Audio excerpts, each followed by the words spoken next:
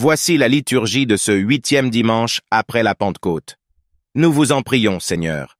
Accordez-nous, dans votre bonté, la grâce de penser et d'agir toujours selon la justice, afin que, ne pouvant exister sans vous, nous puissions conformer notre vie à votre volonté.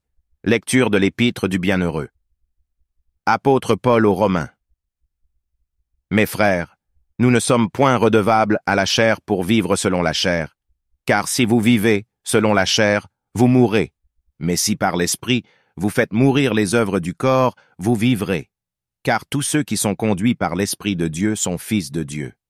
En effet, vous n'avez point reçu un esprit de servitude pour être encore dans la crainte, mais vous avez reçu un esprit d'adoption, en qui nous crions « Abba, Père ». Cet esprit lui-même rend témoignage à notre esprit que nous sommes enfants de Dieu. Or, si nous sommes enfants, nous sommes aussi héritiers, héritiers de Dieu et co-héritiers du Christ. Suite du Saint-Évangile selon saint Luc. En ce temps-là, Jésus dit à ses disciples cette parabole. Il était un homme riche qui avait un intendant. Celui-ci lui fut dénoncé comme dissipant ses biens.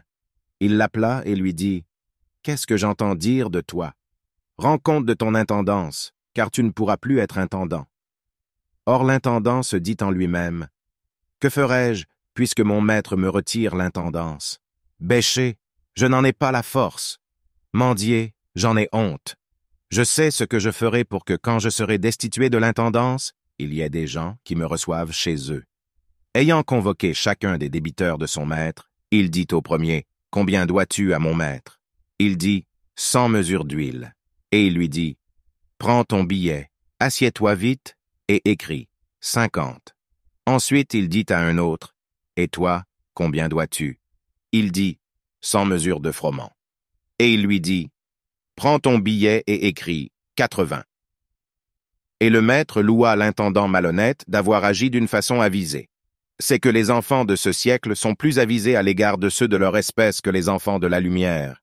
Et moi je vous dis, faites-vous des amis avec la richesse malhonnête, afin que lorsqu'elle viendra à manquer, ils vous reçoivent dans les tabernacles éternels.